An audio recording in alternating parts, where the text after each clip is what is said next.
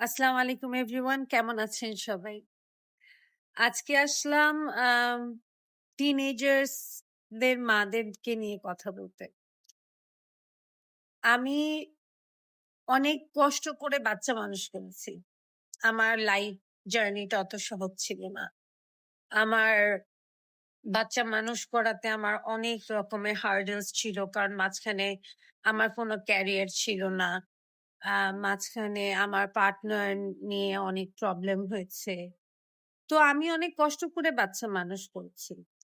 এরপরে মনে হতো যে আচ্ছা, টিনেজার বাচ্চা আমার সব কষ্ট বুঝবে। একদম আইডিয়াল যেরকম দেখায় না মুভিজে, যে হ্যাঁ, মা তোমার সব আমি বুঝি, সব ভার একদিন আমি নিয়ে নিব। আমি কেন যেন ওরকম ভাবতাম যে ওরকম হবে সব। কিন্তু পরে আস্তে আস্তে বুঝলাম আসলে জিনিসগুলো এমন হয় না। টিনেজার বাচ্চারা এখনকার অনেক অন্যরকম, অনেক আম অনেক কিছু এমন ওরা করে, বলে, যেগুলো মনকে খুব কষ্ট দেয়। তো এই ক্ষেত্রে আমি আম কিছু মানুষদেরকে আজকে থ্যাংক ইউ দিতে আসলে এই ভিডিওটা করতেছি। যে আমি যখন একটা টিনেজার মা হিসেবে ব্যর্থ হয়ে যাই, তখন আমাকে যারা মেন্টাল সাপোর্ট দেয়, আমার ২ খালা। আমার ২ খালামণি, আ মেজো খালামণি আর ছোট খালামণি ২ জন ২ ভাবে অ্যাকচুয়ালি সাপোর্ট দেয়। মেজো খালামণি সাপোর্ট দেন এভাবে যে মেজো খালামণি বলে যে, "হ্যাঁ, আসলে ঠিক বলছিস, এরা সব বেয়াদ্দপ। এরা সব বেয়াদ্দপ। সব এই করে। এইজন্য এদের এই হয়, এইজন্য এদের ওই হয়।" ওই সময় না এই কথাগুলো শুনতে নিজের ছেলেকে নিয়েও শুনতে খারাপ কথা ভালো লাগে। হ্যাঁ, হ্যাঁ, ঠিক বলছে। খালামণি বুঝতেছে আমার কষ্ট হচ্ছে। আর আরেকটা যেটা ছোট খালামণি যে কাজটা করে, মানে that's out of this world kind of support. খালামণি আমাকে বলে, "দেখ, আমিও একসময় এরকম অনেক ভেঙে পড়ছি। তুই 18 বছর পর্যন্ত তুই কোনো কিছু শুনবি না। তুই এমন মানে তোর বাচ্চা তোকে যাই বলুক, যাই করুক, তুই এটা ভুলে যাবি।" ওই যে বলে না, গান্ধীজি কি ৩ বান্দার, বুড়া মাত দেখো, বুড়া মাত বলো, বুড়া মাত শোনো। তা চোখ নাক মুখ বন্ধ করে, কান বন্ধ করে বড় হোক ওরা। এই সময় কোনো কথা ওদের ধরবি না। কথাটা খুব সত্যি। কিন্তু আসলে আমার লাইফে তো একটা প্রবলেম হয়ে যায় কি, আমার পার্টনারটা। আমার তো কোনো স্টেডি পার্টনার আসলে ওভাবে করে আমি করতে পারিনি। আমার ব্যর্থতা, তাদেরও ব্যর্থতা হয়তো। আমি কোনো স্টেডি পার্টনার করতে পারিনি। আমি সবসময় লাইফে ভুল মানুষ চুজ করছি। আর আমি এটাতে আমার বাবা-মাকে কোনোভাবেই ব্লেম দিতে পারব না। কারণ তারা কেউই আমাকে চুজ করে পার্টনারস দেয়নি। আমি সবসময় ইমোশনাল ছিলাম। আমার সবসময় একটা আম ফ্যামিলি ক্রেভিং ছিল। যেহেতু আমার একটা কমপ্লিট ফ্যামিলি ছিল না। আমার মা আমাদের লাইফে অবশ্যই অ্যাটাচ ছিলেন। সবসময় আমার সাথে যোগাযোগ ছিল। কিন্তু তারপরেও না আমি একটা ফ্যামিলি খুব ক্রেভ করছি। তো এইটার জন্য খুব আর্লি মা বয়সে বিয়ের মতো ডিসিশন নিয়ে নিই আমি। এবং তারপর multiple marriages, multiple divorces. This are the things that are the reality of my life. এখন এইজন্য হয়ে যায় কি, আমার ধৈর্য ক্ষমতা অনেক কমে গেছে। আমি অনেক কিছু ধৈর্য ধরে, যেটা হয়তো আপনার কাছে স্বাভাবিক লাগছে। আমি অনেক মাকে দেখেছি, বাচ্চা অনেক বেয়াদবি করতেছে মায়ের সাথে আমাদেরই সামনে।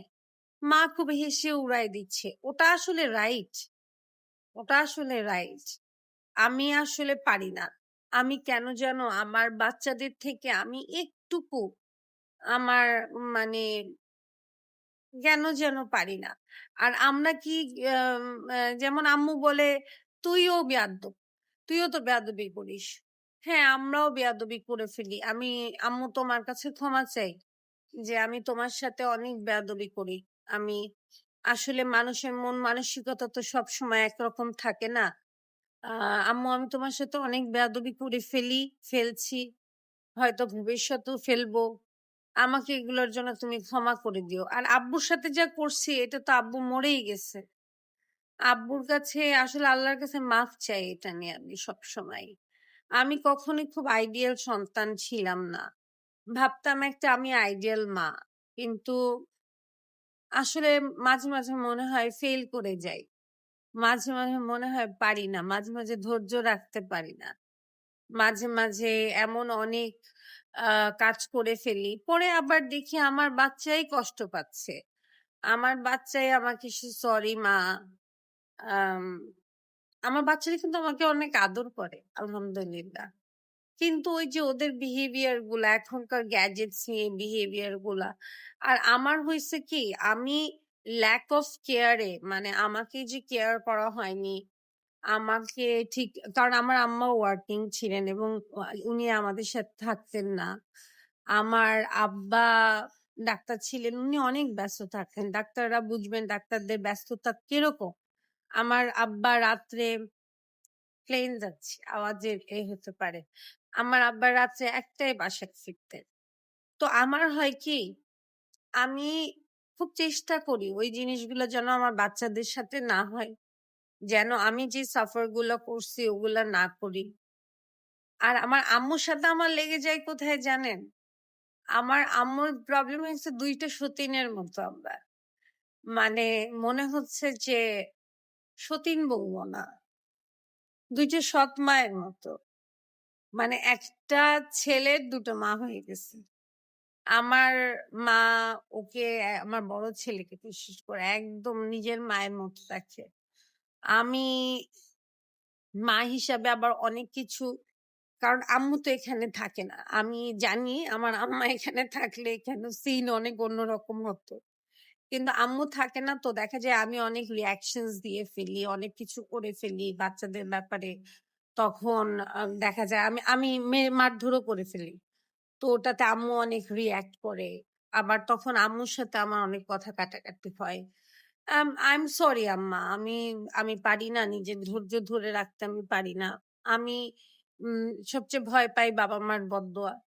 দেখা যায় আম্মু রাগ হয়ে হয়তো আমাকে ২ টা কথা বলে ফেললেন। আমরা মারা রাগ হয়ে কিছু বদদোয়া দিয়ে ফেলি যেগুলো পরে বাচ্চাদের জীবনে আসলে খুব খারাপভাবে কাজ করে।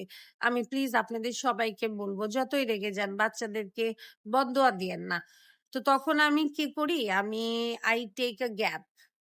I take a gap যেন আম্মা কুল ডাউন হওয়ার সময় পান। আমার আম্মা এমনি অসুস্থ। উনি যে খুব সুস্থ তা না। বাট থ্রু দিস ভিডিও আম্মা আমি জানি তুমি আমার সব ভিডিও দেখো। I am really sorry. Um আমি তোমার সাথে প্রতিটা সময় যখন বেয়াদবি করছি সেগুলোর জন্য আমি সরি।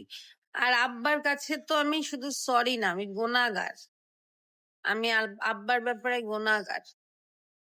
আমি যাই দেখাশোনা করছি, আমি আব্বাকে যেভাবে জ্বালাইছি, আমি তার ব্যাপারে গুনাহগার। তো আম আজকের এই ভিডিওটা শুধু ছিল আসলে my struggle as a teenager's mother. আমার বাচ্চারা অনেক লক্ষ্মী। কিন্তু এই ১০০ তে ১০০ দেখা যায় যে বাচ্চাগুলোকে এখানে ১০০ তে ১০০ করতে আমার অনেক মানে রক্ত পানি হয়ে যায়। আমার অনেক কষ্ট হয়। আপনারা সবাই আমার জন্য দোয়া করেন। আমি অনেক দৌড়াদৌড়ি করি ওদের জন্য। আর আমার ছোট বাচ্চাটা তো একটা ট্রমার শিকার হয়ে আমার রং পার্টনার ডিসিশন এ একটা ট্রমার শিকার হয়ে সে এমনিই সাফার করে। তো I won't call him a special child, but he has conditions that are really um, difficult. So আমার জন্য সবাই দোয়া করবেন। আর আমার খালামণিদের জন্য দোয়া করবেন, আমার আম্মুর জন্য দোয়া করবেন, আমার বাচ্চাদের জন্য দোয়া করবেন। আর আমি উম যাদেরকে মনে কষ্ট দিয়ে কখনো কথা বলে ফেলি আমাকে মাফ করে দিন। সবাইকে বলছি আমাকে মাফ করবে। Thank you so much for watching this video.